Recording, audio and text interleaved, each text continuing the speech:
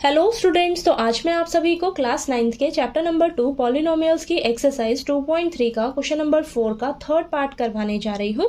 तो हमें ये क्वाड्रेटिक पॉलिनोमियल दे रखा है, इसे हमें फैक्टराइज करना है। ठीक है, तो हम स्प्लिटिंग द मिडल टर्म से इसे फैक्टराइज करेंगे। ओके, तो प्लीज़ आपने वीडियो को लास्ट तक जरूर देखना है ताकि आपको फैक्टराइज करना अच्छे से आ जाए, क्योंकि मैं बहुत ईजी तरीके से समझाऊंगी। ठीक है, अगर आपने एक क्वेश्चन भी अच्छे से समझ लिया ना तो आप इसी तरीके के कोई भी क्वेश्चन को इजीली सॉल्व कर लोगे। ओके, तो चलिए करते हैं।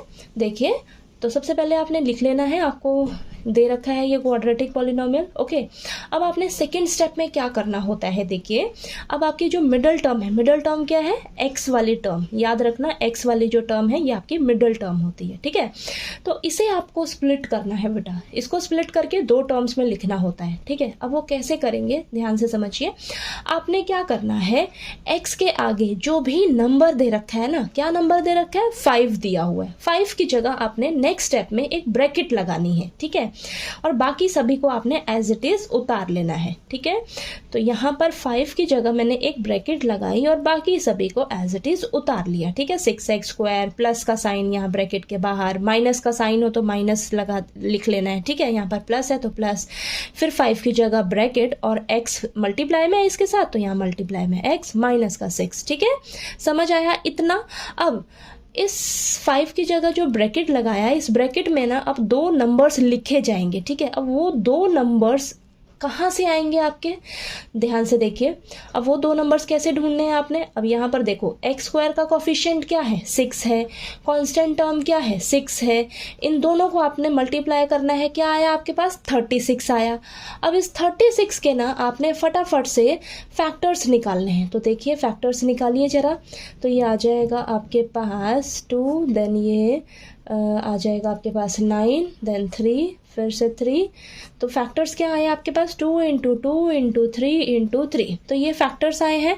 अब इन्हीं फैक्टर्स में से ही वो दो नंबर्स आपको मिलेंगे। ठीक है, यानी कि वो दो नंबर ऐसे होने चाहिए जब उन्हें हम मल्टीप्लाई करें तो आपको ये 36 मिले, और जब उन दो नंबर्स को हम क्या करें, माइनस करें। कांस्टेंट टर्म अगर आपका माइनस का है तो वो दो नंबर्स आपस में माइनस होंगे, कांस्टेंट टर्म अगर प्लस का होगा तो वो दो नंबर्स आपके प्लस होंगे। ठीक है, अब वो दो नंबर्स माइनस करके आपको क्या मिलना चाहिए, 5 मिलना चाहिए, जिसकी जगह आपने ये ब्रैकेट लगाई है। ठीक है, तो उन दोनों नंबर्स को माइनस करके 5 मिलना चाहिए। ओके, अब ये दो नंबर्स आपने इन्हीं फैक्टर्स में से ढूंढना है।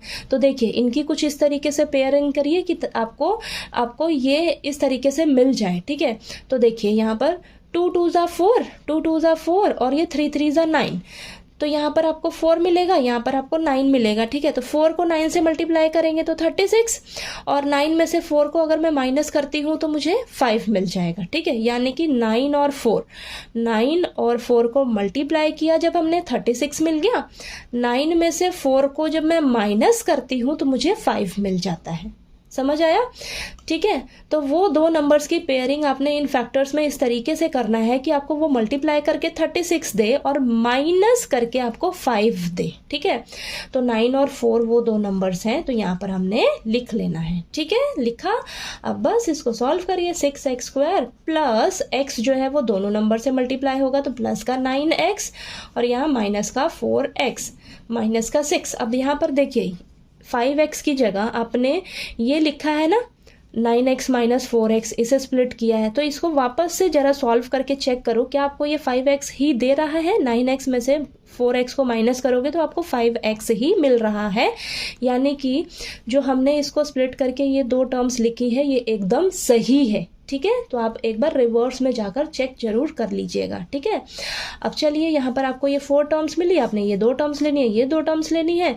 देखना है कि मुझे कॉमन क्या मिल रहा है इन दोनों में से। देखिए क्या कॉमन आ रहा है आपके पास, 3x, तो यहाँ पर बचा 2x + 3 और यहाँ से मैं कॉमन ले सकती हूँ 2, तो यहाँ मेरे पास बचेगा 2x और माइनस नहीं प्लस का 3। ठीक है, तो देखिए यहाँ पर -2 कॉमन लोगे ना तो यहाँ पर देखिए प्लस का, देखिए -2 × 2x माइनस का 4x और माइनस प्लस माइनस का 2 × 3 6। ठीक है, तो यहाँ पर प्लस रहेगा। ओके, अब देखिए यहाँ पर भी 2x + 3 है, यहाँ पर भी 2x + 3 है, तो कॉमन ले लिया हमने। ठीक है, और यहाँ से क्या बचा 3x, और यहाँ से क्या बचा -2। ठीक है, तो ये आपने फैक्टराइज कर दिया इसे, और यही आपका क्या है, आंसर है। ठीक है, समझ आया आपको? ओके, बस आपने ये 2 नंबर्स ढूंढने में थोड़ी सी मेहनत करनी है, और ये ध्यान रखना है, ठीक है, कि कैसे आपने ये 2 नंबर्स ढूंढने होते हैं। ओके, और आपने प्लस माइनस का भी ध्यान रखना है, कोई गलती नहीं करनी आपने। ओके, तो चलिए अब हम इस क्वेश्चन नंबर 4 का 4th पार्ट करते हैं नेक्स्ट वीडियो में। ओके।